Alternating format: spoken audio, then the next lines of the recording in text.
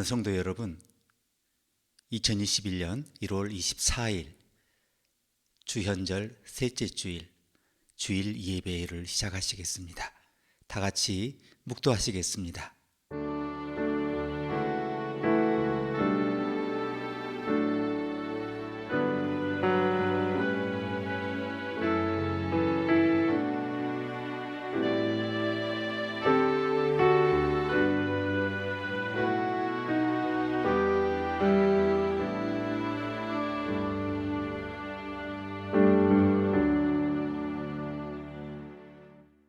사랑하는 아버지, 주께서 우리 곁에 계시니 범사에 주의 인도를 따르게 해주십시오. 상상을 초월하는 기이한 일들을 펼치실 주님을 찬송하게 해주십시오. 세상과 다른 소망과 열심과 상급과 동기를 기대하는 구별된 백성으로 살게 해주십시오. 자아를 정복하려는 결단, 주 뜻대로 행하며 주 가르침대로 살겠다는 결의, 불안과 염려를 이겨내는 평화와 기쁨의 삶으로 주님의 영광을 드러내게 해주십시오. 우리 삶의 모든 영역에서 주의 다스림을 받고 주의 능력으로 힘을 얻어 승리하도록 이 시간 주의 영광의 빛을 가득 비추어 주십시오. 예수님의 이름으로 기도합니다. 아멘. 함께 찬송하시겠습니다.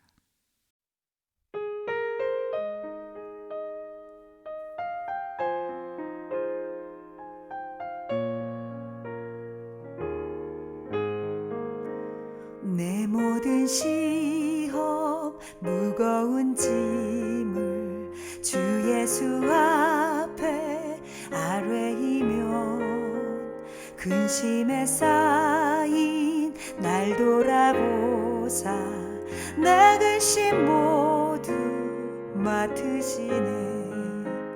무거운 짐을 나 홀로 지고 견디다 못해 쓰러질 때 불쌍히 여겨 구원해 주리. 은혜의 주님 오직 예수.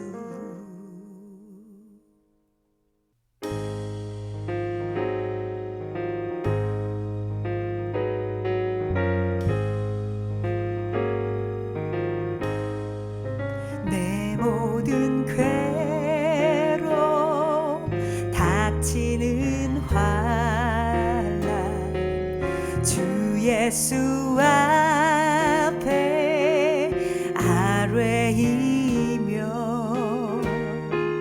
주께서 친히 날 구해 주사 넓으신 사랑 베푸시네. 무거운 짐을 나 홀로 지고 견디다 못해 쓰러질 때 불쌍히 여겨 구원해 주리. 은혜의 주님 오직 예수.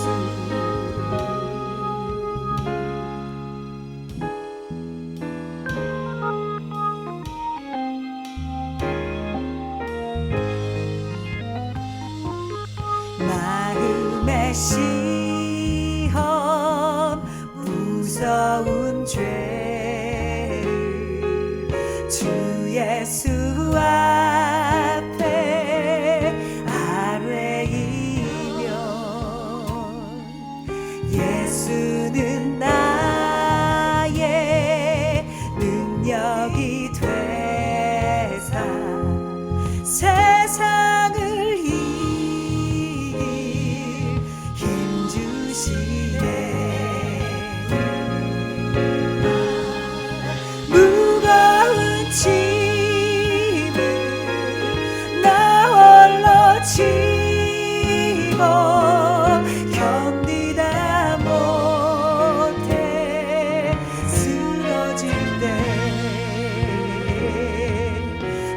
불쌍히 여겨 구원해 주리 은혜의 주님 오직 예수.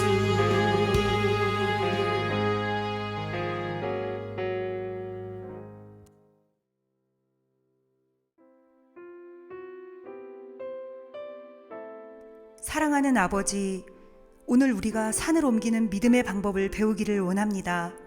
감사로 찬양하는 것이 산을 옮기는 방법인 것을 믿습니다. 이를 위해 매일 우리 영혼의 찬양을 올려드리게 해주십시오. 언제나 감사를 말하게 해주십시오. 나를 믿는 자는 나의 일을 저도 할 것이요 또한 이보다 큰 것도 하리라 하셨으니 세상이 깜짝 놀랄 일, 모든 세대를 통틀어 가장 놀라운 이적을 행할 것을 기대하게 해주십시오. 믿는 우리에게 하나님의 권능이 나타나며 그 능력이 세상을 고루 축복하게 해주십시오. 질병과 가난과 의심과 의기소침의 침체의 자리를 털고 일어나 평화와 기쁨을 바라게 해주십시오. 일어나라 빛을 발하라 이는 내 빛이 이르렀고 여호와의 영광이 내 위에 임하였다고 하셨으니 주의 무한한 능력에 의지해서 다른 사람들을 축복하는 미래로 사용되게 해주십시오. 다른 사람들에게 축복의 통로가 되게 해주십시오. 주께 쓰임받는 삶을 살게 해주십시오. 예수님의 이름으로 기도합니다. 아멘.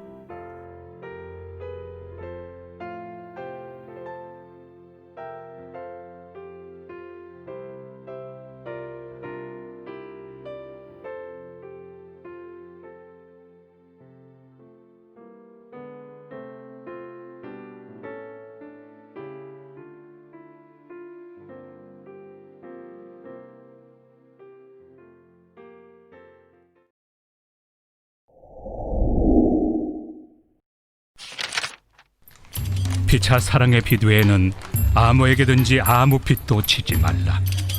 남을 사랑하는 자는 율법을 다 이루었느니라. 간음하지 말라, 살인하지 말라, 도둑질하지 말라, 탐내지 말라 한 것과 그 외에 다른 계명이 있을지라도 내 이웃을 내 자신과 같이 사랑하라 하신 그 말씀 가운데 다 들었느니라. 사랑은 이웃에게 악을 행하지 아니하나니 그러므로 사랑은 율법의 완성이니라. 또한 너희가 이 시기를 알거니와 자다가 깰 때가 벌써 되었으니 이는 이제 우리의 구원이 처음 믿을 때보다 가까웠습니다. 밤이 깊고 낮이 가까웠으니 그러므로 우리가 어둠의 일을 벗고 빛의 갑옷을 입자. 낮에와 같이 단정히 행하고 방탕하거나 술 취하지 말며 음란하거나 호색하지 말며 다투거나 시기하지 말고 오직 주 예수 그리스도로 옷 입고 정욕을 위하여 육신의 일을 도모하지 말라.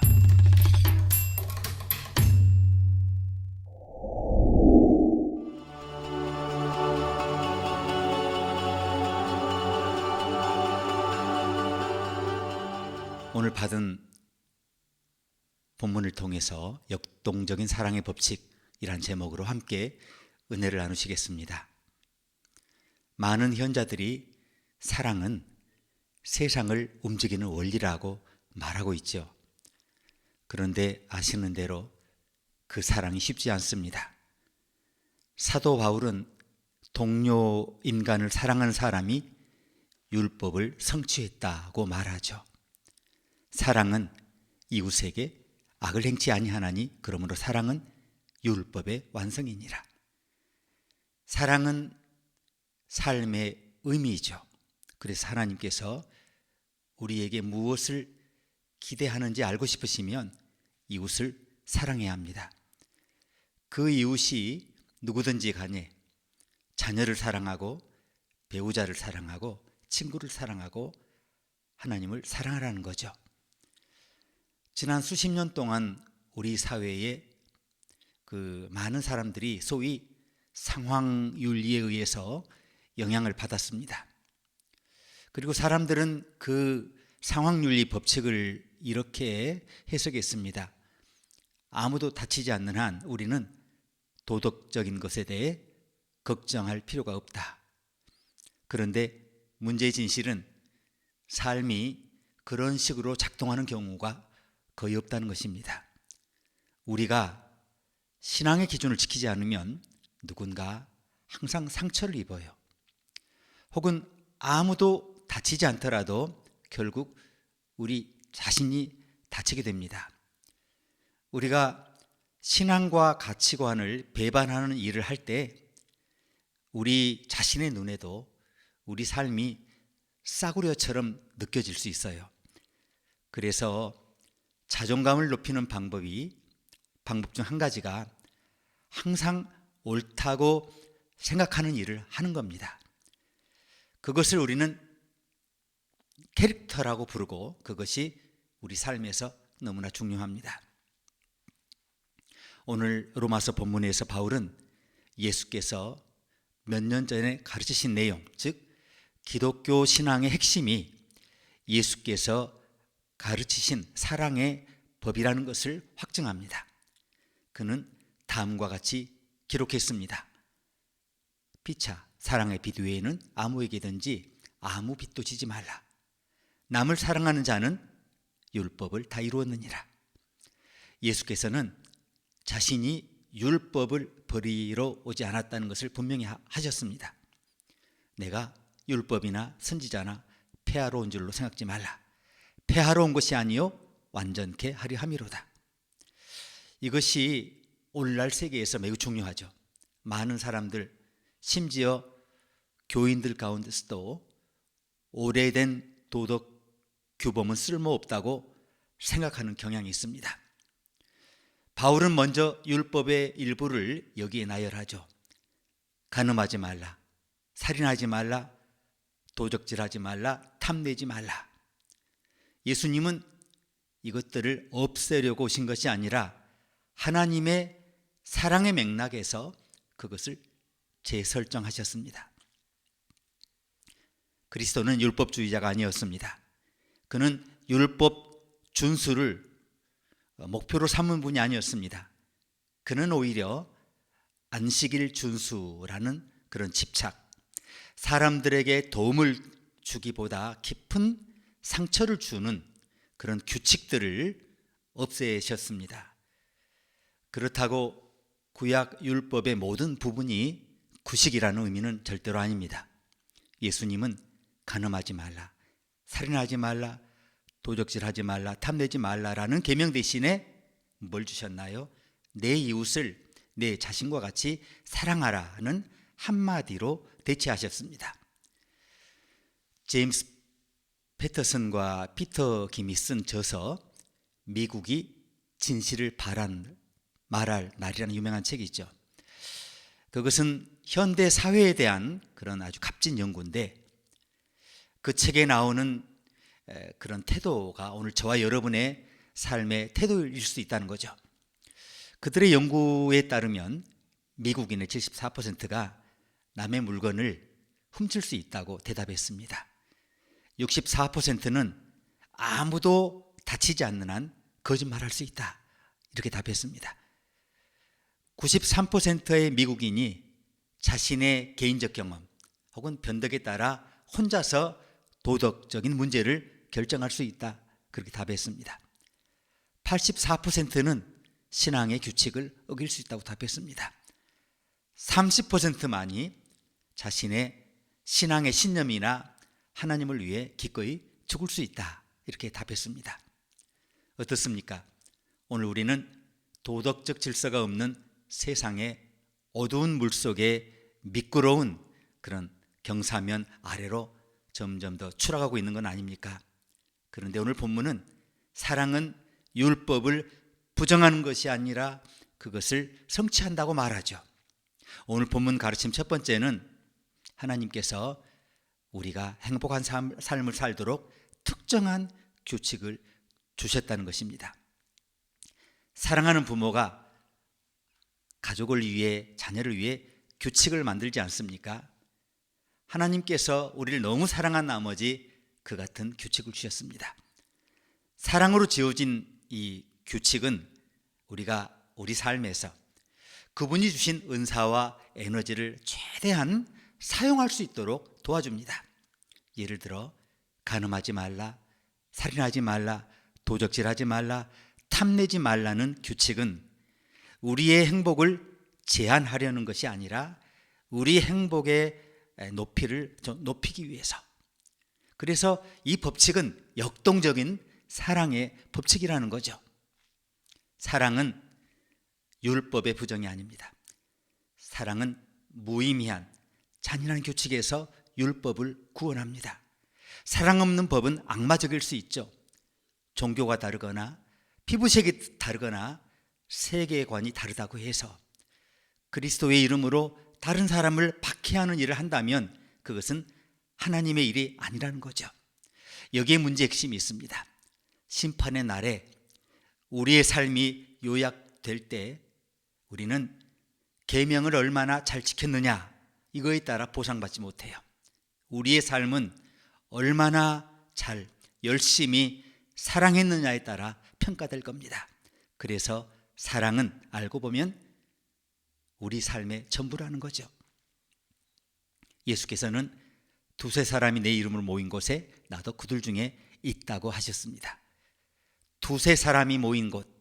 자, 그리스도인이 된다는 것은 그래서 그분의 영적 가족, 그분과의 교제, 그리고 그분의 몸의 일부가 된다는 그런 의미입니다.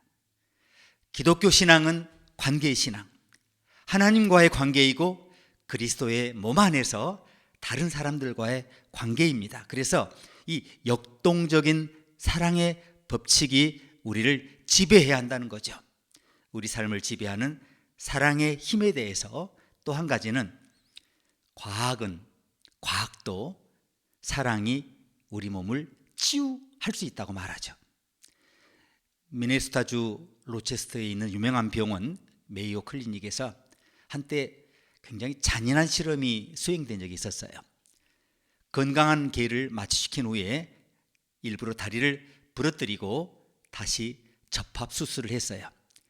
개는 깨어나자마자 음식과 물을 제공받았습니다.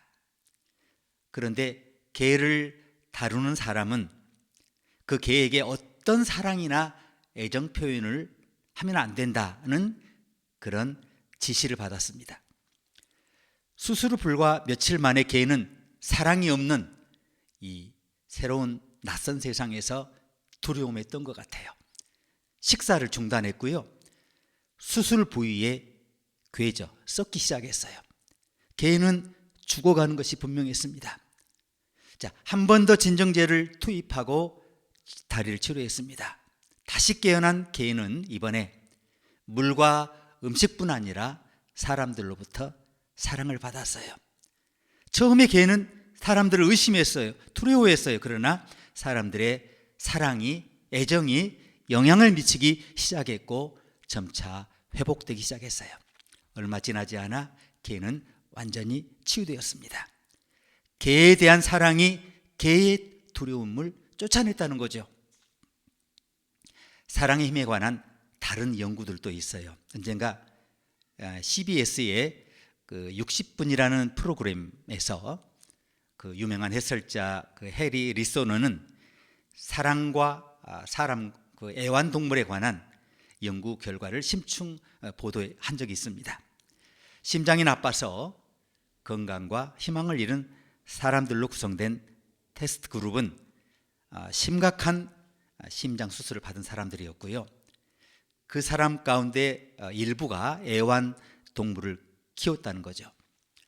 연구 결과 반려동물이 없는 환자의 3분의 1이 1년 이내에 사망했는데 반려동물을 키우는 환자는 단 한 명만이 사망했습니다. 놀랍지 않습니까? 많은 독신 혹은 노인에게 애완동물은 가족과 친구를 대신하고 있어요. 이 동물들은 외롭게 살아가는 어떤 사람들에게 세상과의 강력한 살아야 할 그런 이유가 되고 연결고리가 되고 또한 그 강력한 삶의 힘이 된다는 거죠. 사랑의 역동적인 법칙은 우리가 황량한 바다에서 고립된 배가 아니라고 말하죠.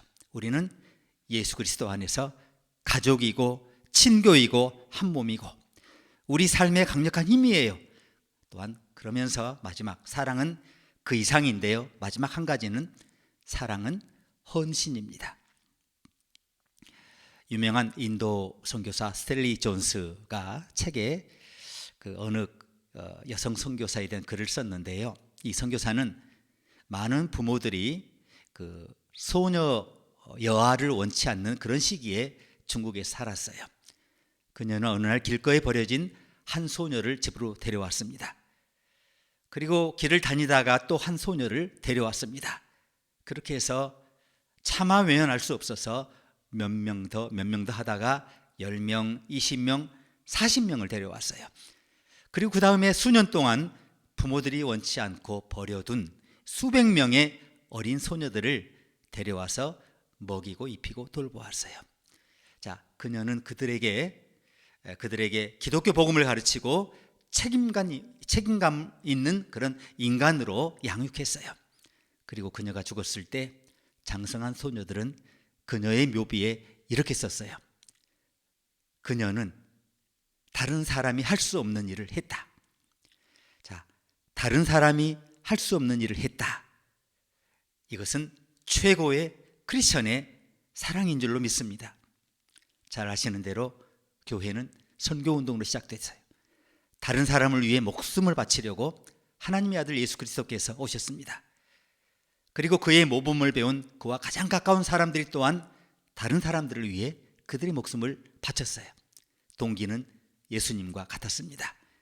그리고 오늘 저와 여러분은 그 위대한 사랑의 수혜자죠. 그래서 이제 생각하게 됩니다. 앞으로 우리가 무슨 일을 해야 하나? 우리가 단지 이기적인 사람으로 영혼을 움츠리고 살아야 하는가? 아니면 우리의 삶도 다른 사람을 위한 삶이 되어야 하는가? 우리가 누구이고 어디서 왔는지 확신한다면 답은 하나밖에 없어요. 우리는 십자가의 백성입니다. 우리는 우리를 위해 고통받으신 하나님의 사랑의 수혜자입니다.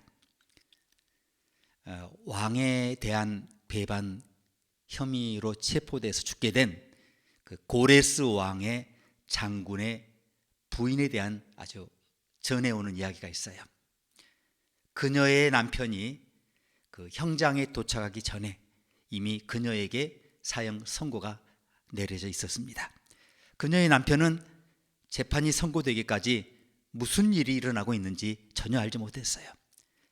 그는 최선을 다해 그 현장으로 빨리 달려갔어요. 그리고 아내에게 내려진 사형 선고 소식을 듣고 왕 앞에 몸을 던지면서 전하, 그녀 대신에 제 목숨을 앗아가소서, 그녀 대신 저를 죽여주소서 간청했습니다. 고레스 왕은 장군의 간청에 큰 감동을 받았어요. 그래서 이 같은 사랑을 죽음으로 갈라서게 해서는 안 된다고 교시를 내리고 장군의 아내를 그의 품에 돌려주었습니다. 이제 집으로 돌아가는 길에 안도하게 된 남편이 아내에게 묻습니다. 왕이 당신을 용서했을 때 그가 얼마나 따뜻한 눈빛으로 우리를 바라봤는지 눈치챘나요? 그의 아내가 떨리는 소리로 부드럽게 이렇게 대답했습니다. 나는 왕을 바라본 적이 없어요. 나는 나를 위해 죽기 위해 몸을 던진 당신만을 바라봤어요. 사랑하는 여러분, 우리는 갈보리 십자가에서 우리를 위해 기꺼이 몸을 던진 하나님의 아들을 보았습니다. 그리고 골고다 언덕에 쏟은 그 보혈의 사랑으로 인해 더 이상 우리 자신만을 염려하며 살 수 없다는 것을 깨닫게 되었습니다. 구세군 창시자 윌리엄 부스는 우리 삶에서 다른 사람들이 가장 중요하다고 말해요. 실제로 아이러니한 것은 우리가 삶에서 진정한 기쁨을 얻을 때는 내 자신을 위해 살 때가 아니라 다른 사람을 위해 우리의 가진 것을 사용할 때라는 거죠. 세상에서 가장 비참한 사람들은 지속적으로 자기만을 바라보는 사람들이에요. 우리는 그렇게 살도록 창조되지 않았어요. 우리는 고독한 섬으로 창조되지 않았어요. 이것이 바로 사랑의 역동적인 법칙입니다. 사랑은 세상에서 가장 강력한 힘이에요. 육체를 치유하고 영혼을 치유해요. 그것은 우리에게 살아야 할 이유를 부여해요. 사랑은 예수 그리스도의 인격으로 이 세상에 들어왔고, 이제 그분은 자신이 위에서 죽은 세상을 사랑하라고 저와 여러분을 부르시죠. 그래야만 우리가 창조된 이유, 이 세상의 온 목적을 알게 된다는 것입니다. 그러면 이 역동적인 사랑의 법칙이 우리의 삶을 바꾸고 우리의 목표를 바꾸고 우리가 세상을 살면서 얻는 놀라운 기쁨을 누리게 한다는 거죠. 세상을 바꾸게 한다는 거죠. 이 사랑의 역동적인 법칙이 다음 한 주간 저와 여러분을 지배하는 위대한 권능이 되시기를 주의 이름으로 축원합니다. 받은 말씀을 자신의 삶에 적용하시면서 함께 헌신하는 기도를 한 2분 정도 들으시겠습니다.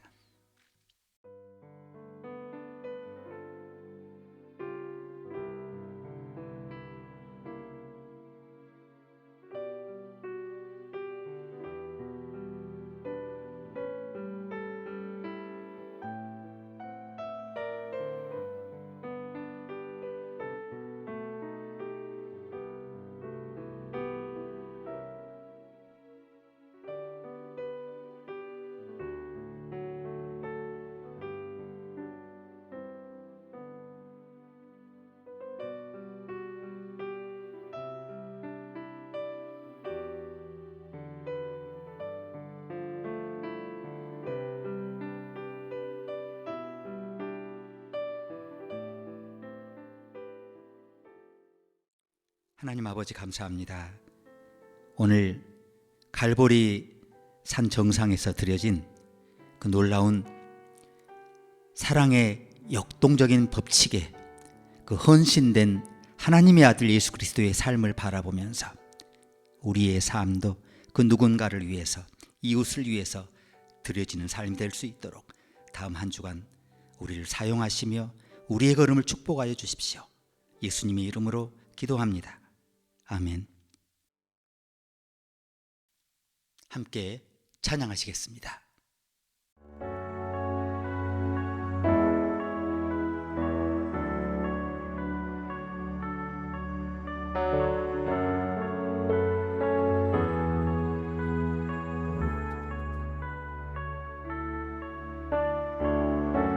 창세전부터 나를 택하시고 나를 사랑한 주님, 내게 생명 주신 창조의 하나님, 내게 선하신 주님, 주 사랑은 크고 변함없는 완전한 사랑, 모든 것 버리고 나를 구한 무모한 사랑, 난 자격 없네 값없이 받았네 주 크신 희생으로. 주 사랑은 크고 변함없는 완전한 사랑.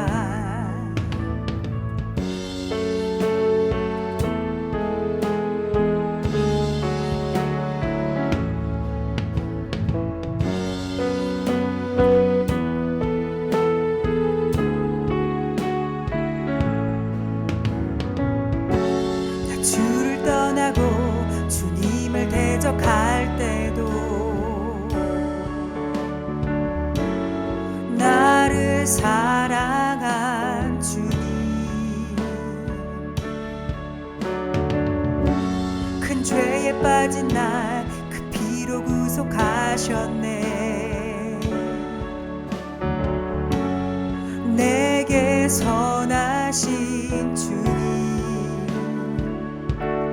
주 사랑은 크고 변함없는 완전한 사랑, 모든 것 버리고 나를 구한 무모한 사랑, 난 자격 없네 값없이 받았네 주 크신 희생으로. 주 사랑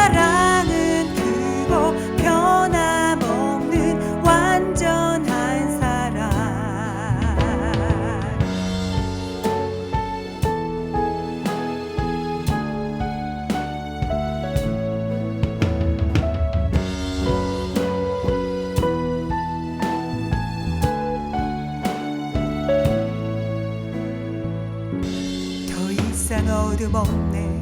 오르지 못할 산도 죽게는 더 없네. 넘지 못할 벽 없네. 거짓도 사라지네. 날 향한 사랑에 더 이상 어둠 없네. 오르지 못할 산도 죽게는 더 없네. 넘지 못할 벽 없네. 거짓도 사라지네. 날 향한 사랑에 주 사랑은 크고 변함없는 완전한 사랑. 모든 것 버리고 나를 구한 무모한 사랑. 난 자격 없네. 값없이 받았네. 주 크신 희생으로. 주 사랑은 크고 변함없는 완전한 사랑. 함께 기도하시겠습니다. 우리 모든 행동과 생각과 말과 순간을 기쁘게 흠양하시는 주님에게 영생의 말씀을 배우게 해 주십시오. 주 안에 거함으로 주의 다스림을 받아들이게 해 주십시오. 우리 기도에 감사의 마음이 충만해져서 그것에 찬양의 날개를 달아 하늘로 올려드리게 해주십시오. 다가오는 주간에 주의 계획에 따라 펼쳐지는 모든 일들을 기쁨과 감사로 받아들이게 해주십시오. 주께서 사랑으로 모든 것을 예비하셨으니 모든 것이 잘 될 것을 믿고 기쁨으로 노래하게 해주십시오. 이제 부활의 능력으로 모든 고난을 종식시키신 하나님의 아들 예수 그리스도의 은혜와 새 하늘과 새 땅의 비전 가운데 모든 고난에 대한 승리를 약속하시는 하나님의 사랑과 주님의 몸인 교회에 생기를 불어넣으시는 성령의 교제하심이 절망의 시기에 자신의 모든 문제를 주님께 가져가 주님의 자비의 보호를 받고 그 힘으로 일어나 위대한 믿음의 삶을 살아드리기로 다짐하는 주의 자녀 모두에게 이제와 영원히 함께하기를 축원합니다. 아멘.